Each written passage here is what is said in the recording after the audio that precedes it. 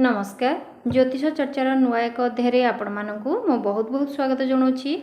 आज आम बृहस्पति दृष्टि संबंध विषय आम आलोचना करुचे। से ही क्रम में आज आम कर्कट राशि विषय जाना। कर्कट राशि व्यक्ति मानक राहु कुंभ राशि अच्छा अष्टम भाव अच्छा राहु उपर को बृहस्पति दृष्टि रही है। फल आपन को कौन शुभाशुभ मिल से विषय आम कथा तेणु चलतु वीडियो आरंभ करवा किंतु ता आगु जानी ना बृहस्पति दृष्टि गुड़िक कौन कौन आउ दृष्टि बृहस्पति पावरफुल अच्छी आ नवम दृष्टि बृहस्पति कहीं एत शक्तिशाली से विषय जाना। तेरे चलतु वीडियो आरंभ करवा। बृहस्पति तीनोटी दृष्टि थाए। गोटे है पंचम दृष्टि, गोटे है सप्तम दृष्टि, आ गोटे है नवम दृष्टि। तेणु पंचम दृष्टि बृहस्पति जो क्षेत्र में रहे से स्थान में व्यक्ति शुभ फल पाए। जदि अच्छी पूर्वजन्मर सबु प्रकार जिनस आपड़ सफलता पाए। पूर्वजन्म आपड़ जब किसी भल कर्म करेंगे से क्षेत्र में आपन को गुरु एटी शुभ फल दियंती, सफलता दियंती, संतान क्षेत्र में आपन को उन्नति दियंती, शिक्षा क्षेत्र में आपन को उन्नति दियंती। आउ सप्तम दृष्टि पड़े सप्तम दृष्टि में से ही कारक बृहस्पति वृद्धि दियंती। आउ नवम दृष्टि बृहस्पति बहुत बड़ पावरफुल थाए। भाग्यर स्वामी निजे गुरु, तेणु भाग्यर स्वामी जेहेतु गुरु तेणु भाग्य घर सबु प्रकार कारक गुरुंकर अधीन रे थाए। तेणु एठी जदि आमे कहिबा आपणक जातक रे जदि बृहस्पति नवम दृष्टि क्यों घरे पड़ुची, जदि आपणकर हुए तो आपणकर बृहस्पति नवम दृष्टि आपणकर पंचम घरे पड़ला अर्थात बृहस्पति आपण को संतान क्षेत्र में शुभ फल दे पारंती। पूर्व जन्म रे किंबा गत जन्म रे आपण एमती बहुत भल करिथिबे जहा फल कि आपणक संतान बहुत उच्च कोटि हम, तार क्यारियर बहुत सफलता मिल, से शिक्षा क्षेत्र में बहुत बड़ ना कर। आदि प्रेम क्षेत्र में आपड़ किसी सफलता पाइबा चाहूले आपणकर प्रेमिक किंबा प्रेमिका सी आपणकर गत जन्मर पूर्व जन्मर शुभ कर्म पाई पूर्व जन्मर आपण को किसी शुभ फल दवापाई ही आपण जीवन में से आसी। तेणु सी आपण को पूर्व जन्म सहित संपर्कित। ता सहित शिक्षा क्षेत्र में जदि आपण जड़ित होते शिक्षा क्षेत्र जदि आपंकर कौन समस्या थी ये बृहस्पति शिक्षा क्षेत्र में आपको बहुत उच्च कोटिर शिक्षा प्रदान करपणकर नैतिक शिक्षा वृद्धि करती। आपणकर सबु प्रकार शिक्षा क्षेत्र में आपणकर उन्नति करती। आपण अन्य मानक ठारू निश्चय अधिक पाठ भल पढ़ुवे कि आपणकर नंबर भल रोथो आपड़ यहाँ को लक्ष्य करेंगे। ता सहित संतान क्यारियर क्षेत्र में बहुत बड़ उन्नति आपणकर आसो। पंचम दृष्टि जिते संतान आपणकर हो सारे तापर आपणकर भाग्योदय हम। तेणु बृहस्पति जो घरे दृष्टि रोचे से ही घर अनुजाई आप भाग्यवान हेबे, सेतेबेले आप भाग्यवान हेबे। शिक्षा क्षेत्र में जिते आप शिक्षा ग्रहण करेंगे जिते अधिक पाठ पढ़े सेते आप भाग्यवान हेबे। प्रेम क्षेत्र में जिते प्रेमर साथी देवे प्रेम को निजर करेंगे सेते आपन को सुफल मिल। जोटा बुद्धि कहुए आपंकर बुद्धि भल रहिबो। तेणु बुद्धि भल रहिबो, संतान भल मिले, आ संतान हेला परे भाग्योदय हम। तेणु ये सब जिनस जदि आपणकर पंचम घरे दृष्टि रोचे बृहस्पति नवम दृष्टि पंचम घरे पकाउछंती। तापर जदि उदाहरण रे जदि आमे देखिबा बृहस्पति नवम दृष्टि जदि षष्ठ घरे पड़िला किंबा बृहस्पति नवम दृष्टि जदि द्वितीय घरे पड़ला, जदि बृहस्पति नवम घर द्वितीय घरे पड़ला ताहले आपण देखिबे आपणकर परिवार लोक आपणकर बहुत समर्थन करिवे, धन बहुत सेविंग करि परिबे। अन्य मानक ठारू आपण बहुत धन सेविंग करिवे, बहुत धन संचय करिवे।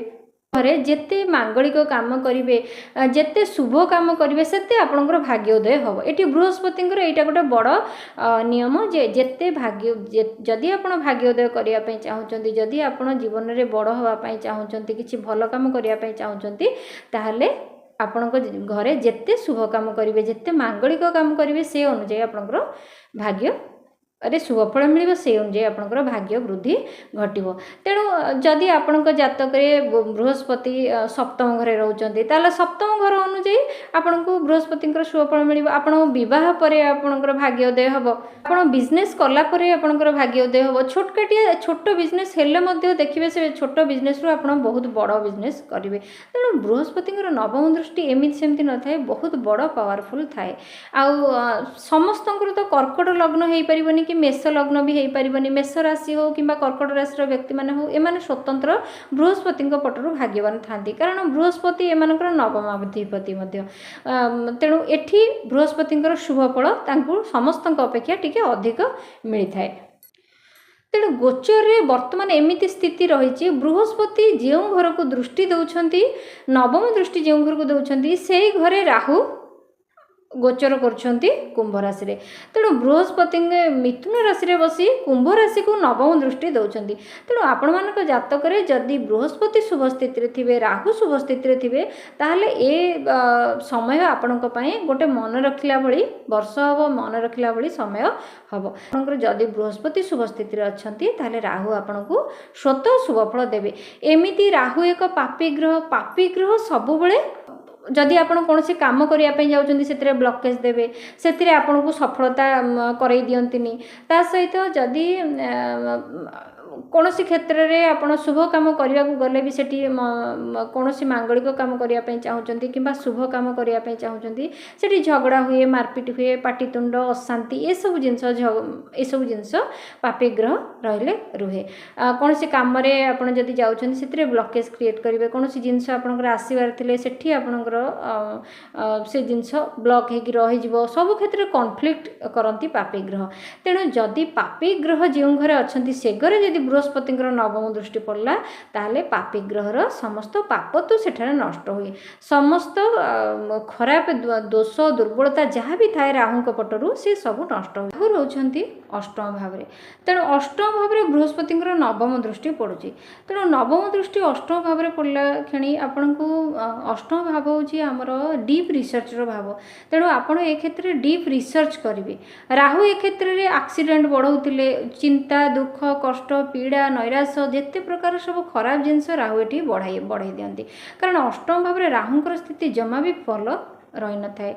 एटी रोड एक्सीडेंट बढ़ी थाए, आयु हानि होता है। ता सहित आपण को जदि दीर्घकालीन रोग बहुत दिन कष्ट दूसरी ताहले से क्षेत्र में बहुत कष्ट आपण को मिलता है।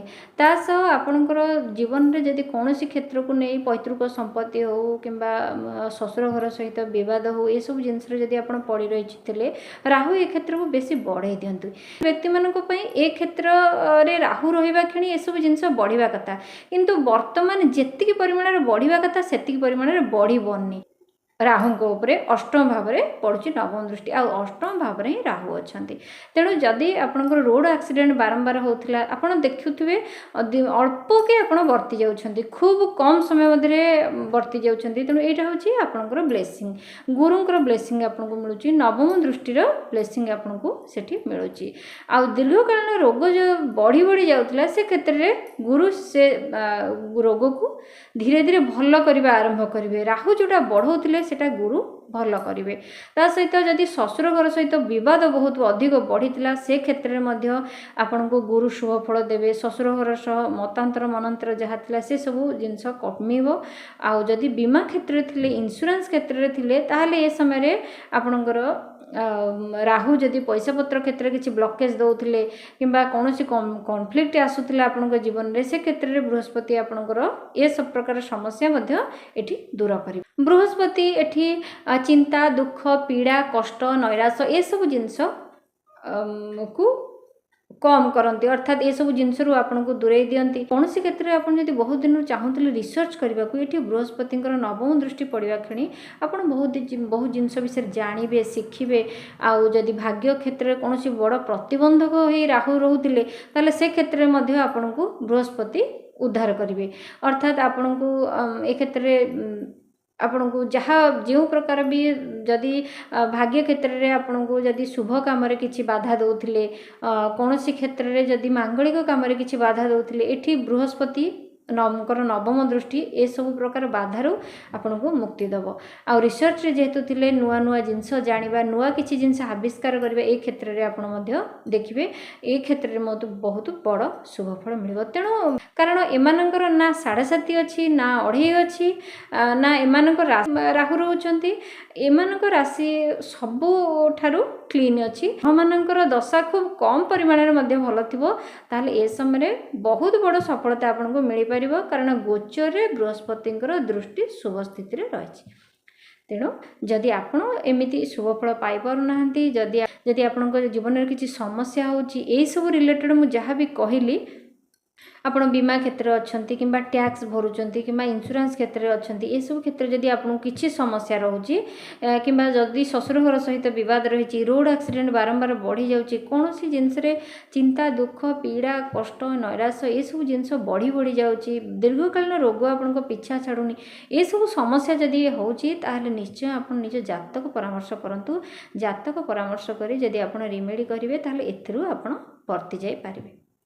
वीडियो आपन को भल लगिला ताले वीडियो देखिया पई आपण चैनल को विजिट करंतु आपण मानक विषय बहुत प्रकार वीडियो मो चैनल ले देछि जदि आपण ए राशि विषय अधिक जानिया पई चाहुचंती जेमिति आपण मानकर शुभ रंग कौन शुभ दिन कौन शुभ रत्न कौन केउ बयस रे आपणकर भाग्य उदय हुए केउ कर्म आपण पूर्व जन्म रे करथिले ए जन्म रे आपणकर ए राशि हिची ता सहित आपणकर गत समय रे राहु चलन होला फल आपण जीवन में कौन अधिक परिवर्तन आसी खराब परिवर्तन आसी ना नूतन किसी परिवर्तन आसी ना आपण जीवन में गुरु गोचर कले से आपण जीवन में कले कौन शुभफल आपन को मिली शनिंकर गोचर फल आपन को कौन शुभ शुभ मिली ता सहित जदि 2025 मसीहार राशिफल देखापी चाहूँगी से वीडियो चैनल रे मिल जिवो ता सहित आपण केउ बयस रे भाग्य उदय करंती आपणकर शुभ रंग शुभ दिन